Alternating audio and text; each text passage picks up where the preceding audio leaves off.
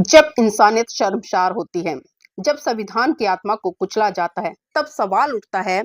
क्या हम सच में बराबरी भरे माहौल में जी रहे हैं या उस समाज में जी रहे हैं जहां पर समानता की बड़ी-बड़ी बातें होती हैं। दतिया से आई एक घटना ने फिर से झकझोर कर रख दिया है देश को, जहां एक दलित परिवार के सरपंच के साथ ऐसा व्यवहार हुआ जो सिर्फ एक व्यक्ति का नहीं बल्कि पूरे समाज का अपमान है। साथियों, इस तरह की घटनाएं आखिर कब तक होती रहेंगी? कब तक ये चलता रहेगा? कब इंसाफ मिलेगा? और कब तक लोग सीना ठोककर इस तरह की घटनाओं को अंजाम देते रहेंगे? कब इंसाफ मिलेगा? साथियों, मैं बात कर रही हूँ दतिया से आई उस घटना की, जिसने की एक बार फिर से सवाल खड़ा कर दिया है। पूरा घटनाक्रम इस तरह से है कि दतिया में दलित सरपंच है जो कि महिला है। उसके पति की कुछ यादव समाज के लोगों से कहासुनी हो गई और इसी बात को लेकर यादव समाज के 5 युवाओं ने उस दलित सरपंच के पति के गले में जूतों की माला पहनाई और उसको पूरे गांव में घुमाया। साथियों, इस तरह की जघन्य घटनाएं और इस तरह से अपमानित कर देने वाली घटनाएं अगर किसी के भी साथ में हो जाए तो वो व्यक्ति जीते जी मर जाएगा। लेकिन विडंबना है कि ये जाति का अहंकार लोगों के सर चढ़कर बोल रहा है। भारत को आजाद हुए पूरे 77 साल बीत गए, लेकिन इस तरह की घटनाएं आज भी हमें रोज सुनाई दे जाती हैं, दिखाई दे जाती हैं, चाहे वो सोशल मीडिया के माध्यम से या मेन स्ट्रीम मीडिया के माध्यम से या प्रत्यक्ष अप्रत्यक्ष रूप से। लेकिन साथियों, सजा होती है, कोर्ट केस चलते हैं, लेकिन उसके बावजूद भी न जाने जो जातिवाद का एक अहंकार है लोगों के जहन से आज वो निकल नहीं रहा है। और साथियों, ये वही यादव समाज के युवा हैं जिस समाज पर अभी पिछले दिनों आप सबने देखा कि इटावा में जिस तरह से कथा वाचन करने पर इनके साथ में किस तरह का व्यवहार किया गया ब्राह्मणों के द्वारा। और हमने देखा कि उसमें अखिलेश यादव जी ने बढ़ चढ़कर अपनी प्रतिक्रिया दी। यहाँ तक कि उन्होंने जो कथावाचक थे उनको अपने कार्यालय पर बुलाया, उन्हें सम्मानित दिया, शॉल पहनाकर उन्हें पुरस्कार के रूप में कुछ राशि दी और उनकी कथा भी सुनी। उसके बाद में साथियों, हमने दूसरा प्रकरण देखा रीवा का। रीवा में जहां एक युवक की जड़ से चोटी उखाड़ दी गई और ये कहा गया कि तुम शूद्र हो, तुम्हारी इतनी हिम्मत कैसे हो गई कि तुम ब्राह्मणों की बराबरी करोगे। लेकिन साथियों, उसके बावजूद हमने देखा कि तरह तरह की प्रतिक्रियाएं पूरे भारत देश से निकल कर आई। जागरूक लोगों ने अपनी एकता का परिचय दिया। डॉक्टर लक्ष्मण यादव हो या अन्य यादव समाज से जो जागरूक लोग हैं वो हो, उन्होंने अपनी प्रतिक्रिया दी। लेकिन साथियों, मैं देख रही हूँ कि जो अभी ये दतिया से जो घटना आई है, क्योंकि यहाँ पर जो शोषण करता है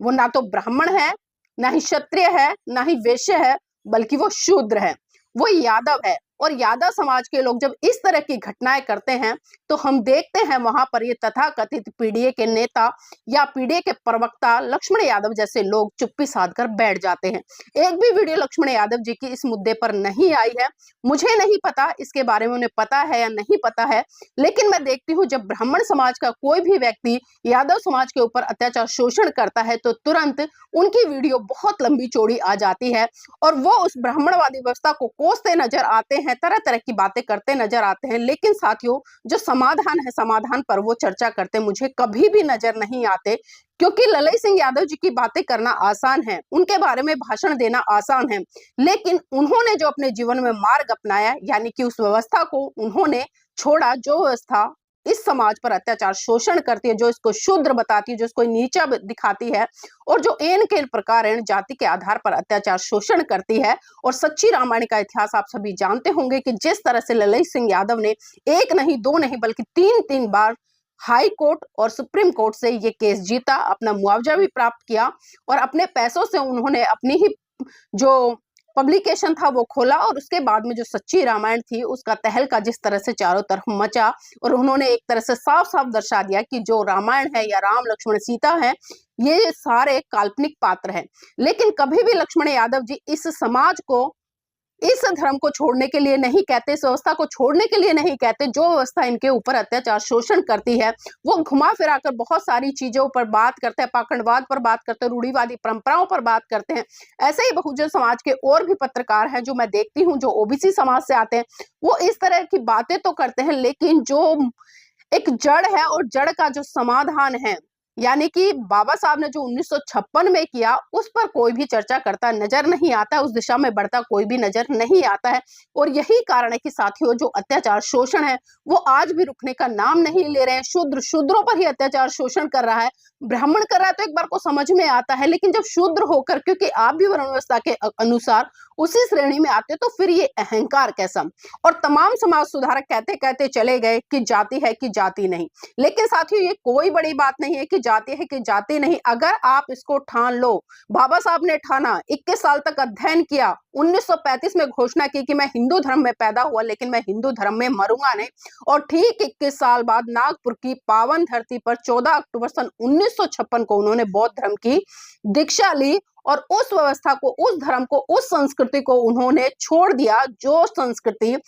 उनके ऊपर अत्याचार शोषण करती थी, उनके समाज को नीचा दिखाती थी। और यही काम उनके समाज से जुड़े हुए लाखों लोगों ने भी किया। लेकिन विडंबना है कि यादव समाज से आने वाले लोग आज कुछ इक्का दुक्का तो निकल रहे हैं, वो बात कर रहे हैं खुलकर, लेकिन साथियों जब बुद्धिज्म की बात आती है, जब भगवान बुद्ध के द्वारा दिए गए मार्ग की बात आती है, जब बाबा साहब ने जो रास्ता दिया उसकी बात आती है, तो हम देखते हैं कि उस पर लाग लपेट करते नजर आते हैं। और एक बात और कहना चाहूंगी साथियों, क्योंकि इन तमाम जो नेता हैं या जितने भी प्रवक्ता हैं, इनके घर में मैं देखती हूँ कि जो इनकी महिलाएं हैं वो आज भी कहीं ना कहीं हिंदू संस्कृति की पोषक हैं। भले कहने के लिए मंचों से कितने लच्छेदार भाषण देते रहे, लेकिन फिर भी मैं कहना चाहूंगी कि आप बाबा साहब की तरह बनिए। करनी और कथनी में बिल्कुल फर्क मत छोड़िए, कोई आप पर उंगली ना उठाए, इस तरह से अपने चरित्र का निर्माण मत कीजिए, बल्कि बाबा साहब की तरह अपने चरित्र का निर्माण कीजिए कि जो आपके मुख से निकल गया वो आपके व्यवहार में भी होना चाहिए। ये नहीं कि आपने लच्छेदार भाषणों से या लच्छेदार कवरेज करके ये सारी चीजें तो बता दी, लेकिन आपके घर में भी जो हिंदू परंपराएं हैं, जो उनके प्रतीक हैं, वो भी बहुत बड़े स्तर पर देखे जाते हैं। तो साथियों मैं यही कहना चाहूंगी यादव समाज के लोगों से, आप जाने अनजाने में जो जाति का एक अहंकार लेकर घूम रहे हैं, आप क्यों बार बार भूल जाते हैं इटावा की घटना, रीवा की घटना, और भी बहुत सारी घटनाएं हैं जो आपके समाज के ऊपर घट रही हैं। तो साथियों मैं चाहूंगी आप इस वीडियो को लाइक करें, शेयर करें और कमेंट करके अपनी प्रतिक्रिया दीजिए कि जो यादव समाज के युवाओं ने दलित सरपंच के पति के साथ में जो कुकृत्य किया, इतना अभद्र व्यवहार किया, क्या वो किसी भी मायने से है जो मानवता को शर्मसार नहीं करता?